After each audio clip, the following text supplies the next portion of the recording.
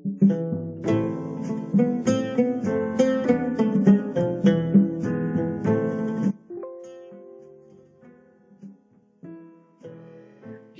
by StoryMan-Jack. It isn't the sun or even the heat that's deadly in a North Texas summer. It's the humidity. It's one thing to deal with and work in triple-digit heat.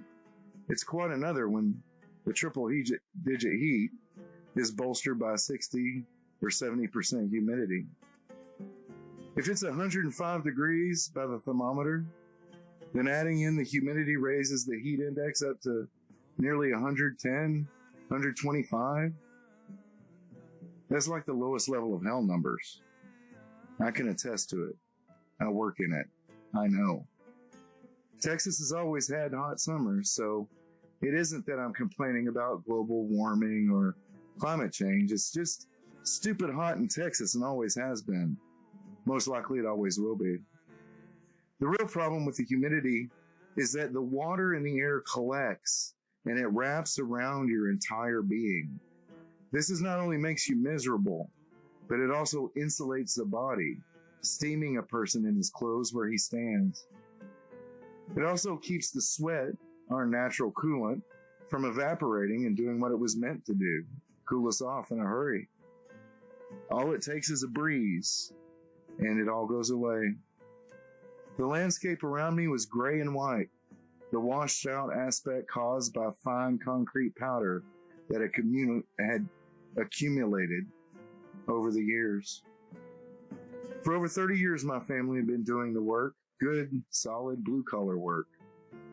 I know there are dirtier and nastier jobs out there, and most of those are far more dangerous.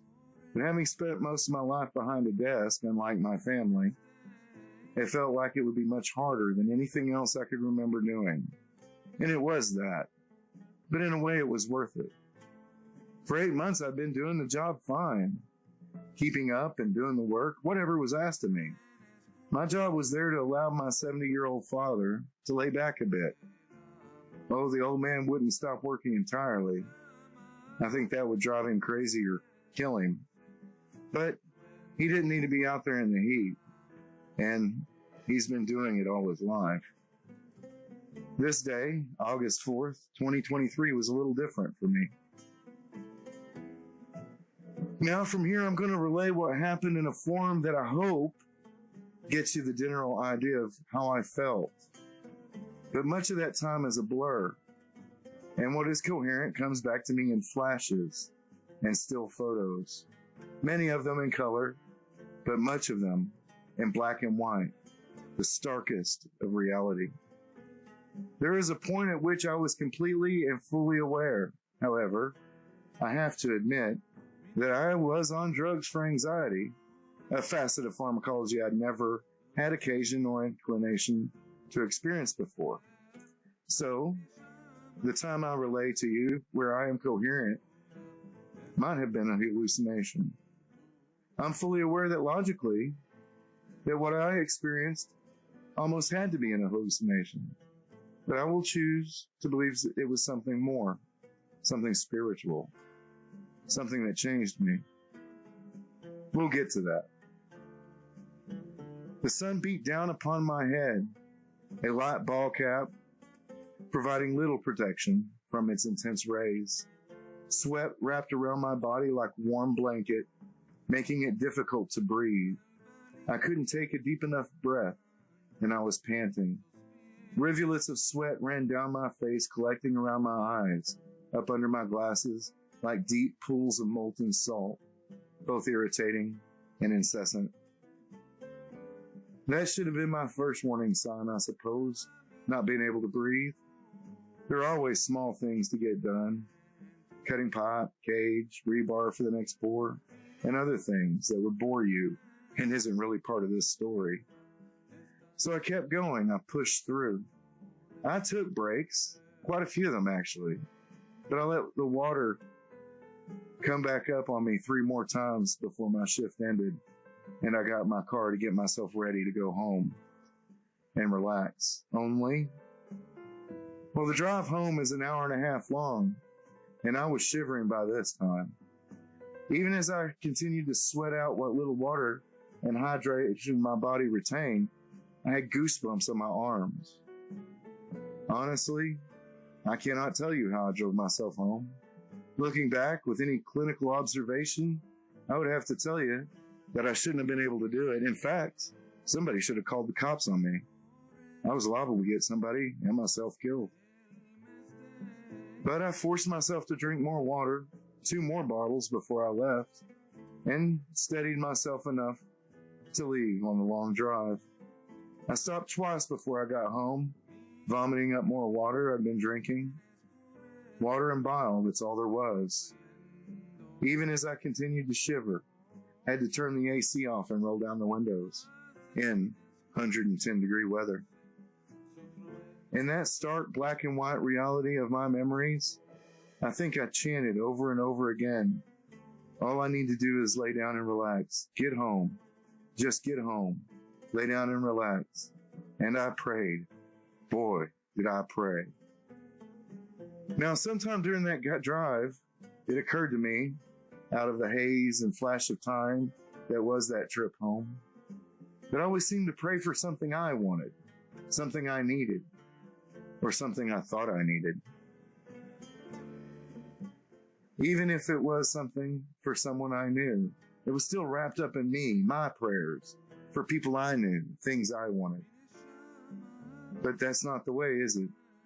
Shouldn't I be the servant? After all, I had, by all accounts, a terrific time here on this sinful planet. The good far outweighed the bad in my life.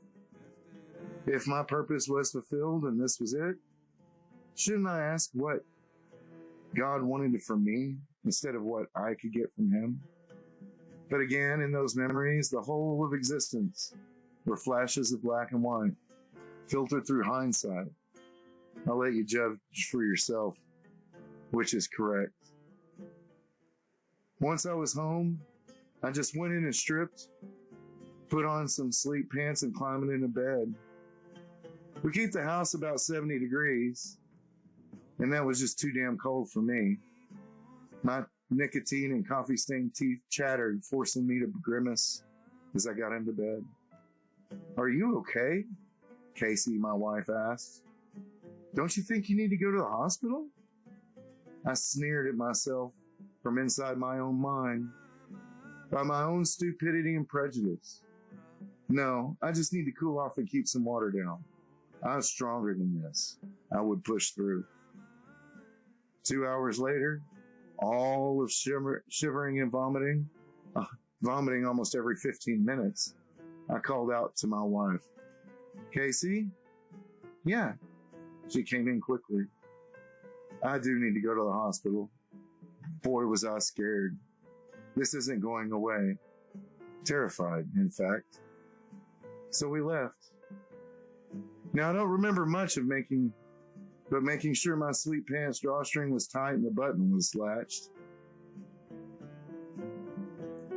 I threw on a t-shirt and off we went. The ride was just images and flashes of memory. These were in full technicolor, however. I saw the backside of a semi surrounded by water as we crossed over the new bridge covering the lake.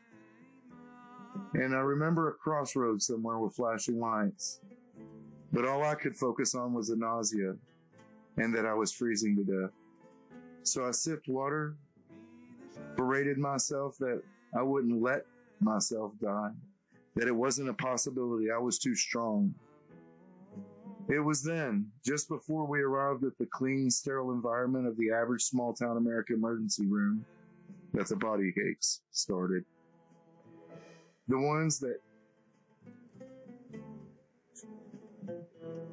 These hospitals are not like the hustle and bustle of the metropolitan city-states that urban areas boast. The ones that have a Starbucks and McDonald's central to the place, like they have in Dallas or Fort Worth. There was no one there but an intake lady, and she sat before her little booth, looking bored as hell. "Can I help you?" she asked. "I got too hot. I'm sick," I told her. My voice was rough, erratic. The bile rose in my gut once again up into my chest. I threw my driver's license through the little slit under the plastic of the booth and said, I'm going to be sick again. And I croaked. Throwing up water, I drank on the car drive into the ER. Water and bile again. I need help up here, I heard the lady call back. But everything had gone dark for me. Or rather, there was a bit of a loss of time, a dimming of the universe, you might say. Someone shoved something into my hand, a strange little bag with a cardboard lid, something to vomit into, I would imagine. And I did take advantage, once again. I remember feeling guilty and sorry that someone was going to have to go back and clean up after me, that I was too weak, that I should just let go. There was no longer any time between the bouts of vomiting, and before I could again sort the sense of my environment, I found I was in bed, several electrodes attached to my chest, something connected to my left forefinger, and a young lady trying to stick a needle in my arm. I laughed. You'd better try in my hand. If you don't, you'll blow everything you try to stick. My veins have rolled all my life. My first wife used to use me as a test dummy when she was in nursing school. Yes, I married her, and yes, that made me a dummy. But again, I digress. This isn't part of the story. We need you to calm down, a young nurse was saying almost immediately. But that was because things came back into focus. And I hadn't even known they'd gone out of focus. There were now 3 young ladies on my left trying to get a vein, and 2 on my right. I don't know what you're talking about, my gravelly voice articulated as best I could. I'm not panicked. But my voice sounded panicked, and it shocked me. I was stuttering, having trouble making my mouth move properly. Someone stuck some more pills under my tongue. What's that? I remembered her demanding. I mean, I didn't know these gals after all, and they're just shoving things into my mouth. It's not the best way to introduce yourself. And to be honest with you, I don't think I ever got their names. I just know them as the beautiful young ladies who helped save my life. Ativan, she stated, we're trying to calm you down. And then continued as if it was the most natural thing in the world what was going on. We can't get the IV, and your heart rate keeps spiking and setting off the alarms. Your kidneys are shut down. We need to stop your vomiting, and that medicine is the only way we can get you to calm down because it dissolves under your tongue. You won't vomit it back up. Now that may have been several different conversations from the same woman who must have been the head nurse or something, though she was a little too pretty and a lot too young. Well, never mind. I'm 50 years old, so everybody seems too damn young. But again, not part of the story. I remember the word that sent me into an absolute panic. And they think a very minor heart attack, perhaps.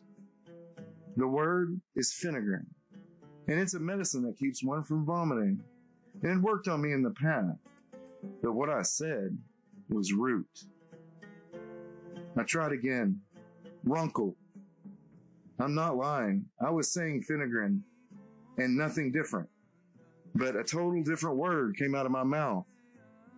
I could almost feel the words Finnegan, the syllables forming on my lips, but I heard myself say nonsense, and that scared the hell out of me.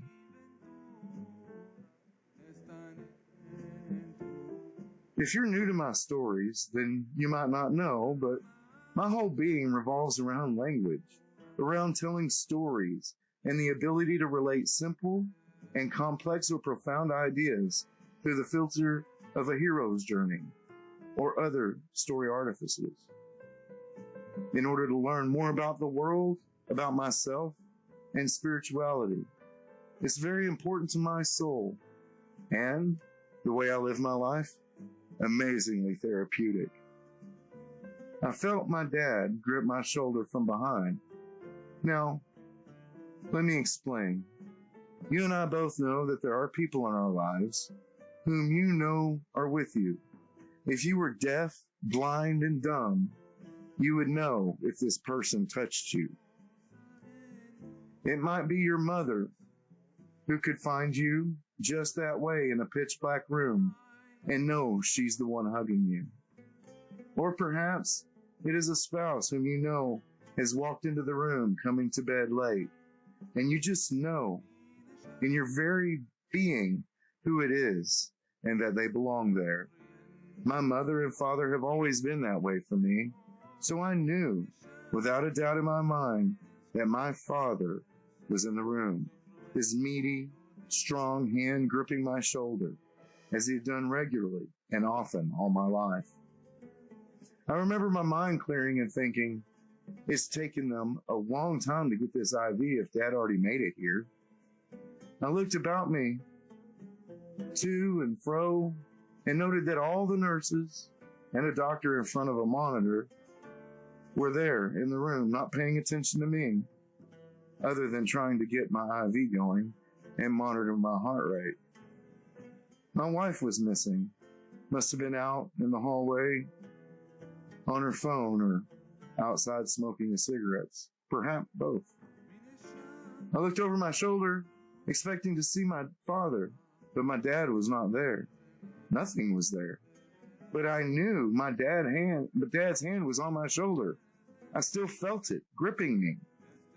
I was clear and everything was bright and shiny and colorful, and I was alive, and my mind was working.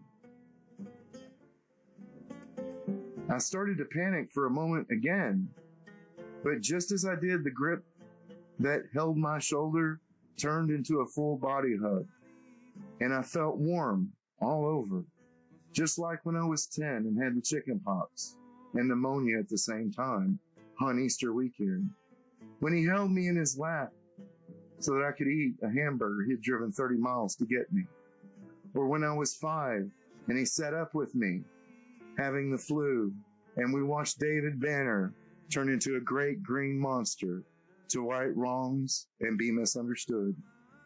My father was telling me that it was going to be okay, that I shouldn't worry, that I was stronger than I wanted to admit, and that even if I wasn't, he was there, always there. And all it was that I just couldn't see him. That was it. And it would be okay.